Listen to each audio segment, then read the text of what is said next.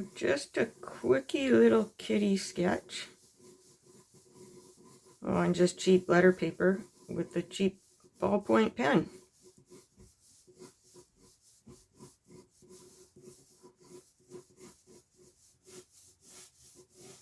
I'm just kind of eyeballing the shapes right now and getting a general idea in.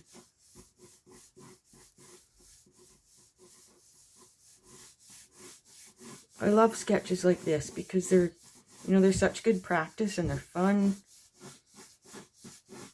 Just kind of a gesture, and the learning from sketches like this is so valuable. I'm not worrying about perfection. I'm just kind of just eyeballing the shapes and getting them in. And this, it's kind of, you can call it like a warm-up sketch. Say if I wanted to do another sketch, like a quote, good drawing, unquote. It's kind of a warm-up before you dive in and really get going on that portrait. I'm just kind of getting a feel for where the paws would go. I just kind of, feel around up here, way too high, down here, too low. Just when I get the right feel of where I think it should be, that's when I go for it. And I don't worry about crisscross in this stage because it would interfere with my learning of the shapes.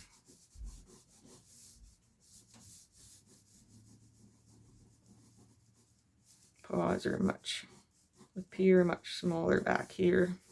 Let's get some ears on this kitty. I'm not worrying about details, about small details. I'm not even worrying about eyes. I might draw a line for where the eyes go, but at this stage I'm just getting the general shape. Cat figure drawing.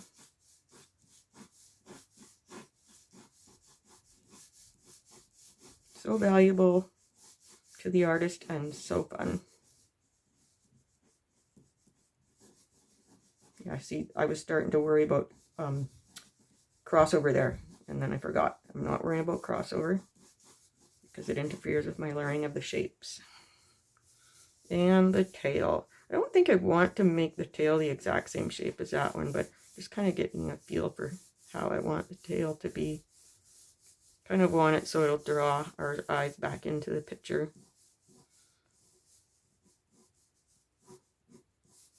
So I'm going to put it in real light at first, make sure I'm happy with it. And I mean, the beauty of tail is that you can play with the shape. Kind of like that.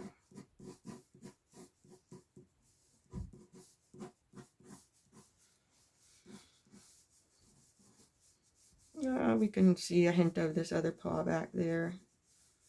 And I see there's about one paw height between the two paws, and this one would be even smaller looking. So we got that in. And, I'll add the other ear, just kind of gesture of it. One thing that people often, but especially beginners, don't realize is a lot of times you don't see the ear up here. It's down in here, and people tend to want to draw it in anyways. And that's when the cat will end up looking uncomfortable. Mind you, everyone has their own style. And I've seen some kind of awkward looking cats that are really cute. And the thing is, really, it's about keeping with the same style through your drawing. Once you start putting a lot of details into one place, you kind of got to do the details in the rest of the place too, or just the whole drawing does not feel like it fits. So I like the gesture I've captured here. Cats are such elegant creatures. Now I'm going to start refining a bit. They get into such lovely poses, and I love to capture those. Cat figure drawing, cat gesture drawing, whatever you want to call it. So now I'm going to pick a bit, and I'm going to strengthen up the lines that I do like.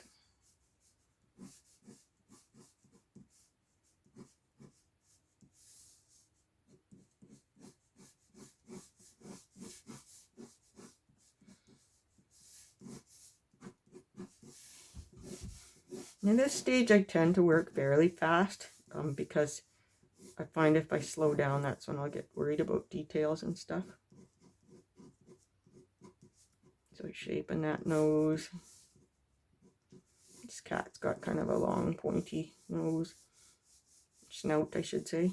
I'm just kind of, like I said, I'm just kind of going to get the line in for the eyes, and I'm finding it kind of connects with this ear and then goes quite gracefully around the cat's head. So when you put the eyes in, that's your chance to really make the head look the right shape. So if you get the, get them in so they look like they're going around the head, that really helps. So just a hint of a nose.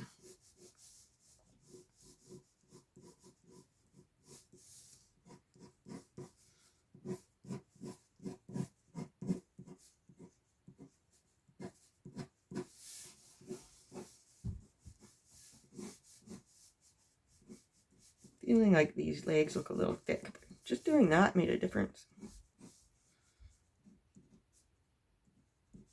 Just a quick hint of toes.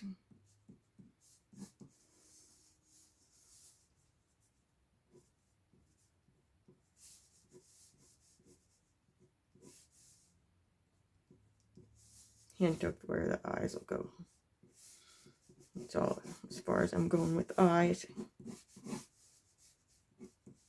And I recommend you do lots of these and have fun with them. Don't just see them as necessary practice. See them as fun. And nothing looks lovelier to me than a whole page of these cat gesture or energy drawings.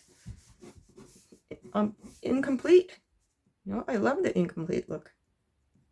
The purposefully unfinished look, and you can take your good ones that you learned a lot from and that you really enjoyed and carry on and do a so-called good drawing. I hate to even use that term because every drawing is a good drawing. Even the so-called bad drawings are good practice.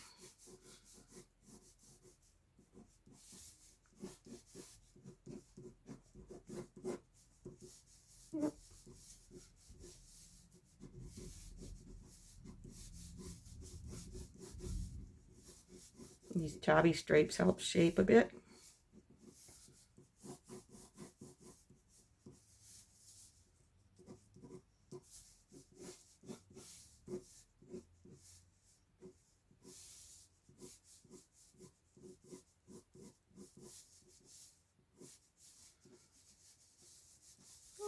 Can even throw some whiskers in there. I always do my whiskers really quickly. So I like that. It was fun. And whenever I get a chance, if I'm at a garage sale and I see a box of old pens, I grab them because, as I've mentioned before, I love to use pens that are wearing out, and it uses up every last drop of ink, so it's thrifty. Plus, you don't overwhelm your drawing with too many lines when you're getting the feel for the shape. And then, if you need to, you can go back in with a pen that's working better. So that's my little tutorial for today. I hope you enjoyed it, and I hope you do lots of your own, and I would love to see them, and I would love it if you joined our Facebook group. It is called Cat Drawing and Watercolor Art Workshop, and you'll find the link in the description, and I would love to see your drawings posted there. So thanks for watching, and we'll see you next time.